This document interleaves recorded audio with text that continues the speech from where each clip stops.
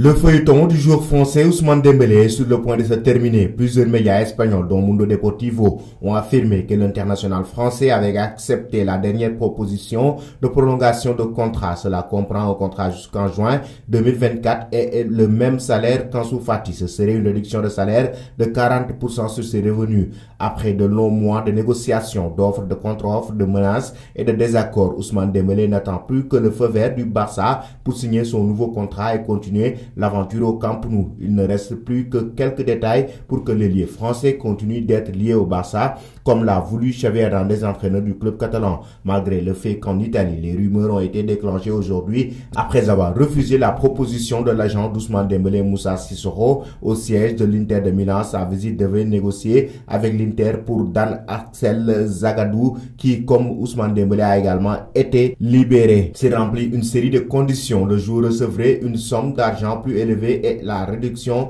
de salaire serait moindre. Si le oui du joueur est une réalité, la direction sportive catalane doit encore donner son feu vert à l'opération. Malgré la signature d'Ousmane Dembélé, le Barça se bat toujours pour Rafinha, avec qui le club du Barça avait déjà un accord, en attendant que Leeds accepte l'offre de 50 millions d'euros. Dans le cas où cela peut se faire avec les deux joueurs, il faudra voir si finalement le club se décide à parier sur les deux ou un seul d'entre eux, malgré le fait qu'il y a quelques jours, la version du club était que Dembélé et Rafinha, pour que ces signatures se concrétisent, étant donné que l'opération de sortie doit être accélérée, la partie espagnole devra activer ses leviers financiers restants. Ils ont confirmé la vente de 10% des droits de télévision et ont ainsi pu terminer l'année en bénéfice. Les 15% restants et également un acheteur pour une partie de BLM seraient des fonds restants et serviraient à la fois de se déplacer plus librement sur le marché des transferts. Selon vous, chers amis,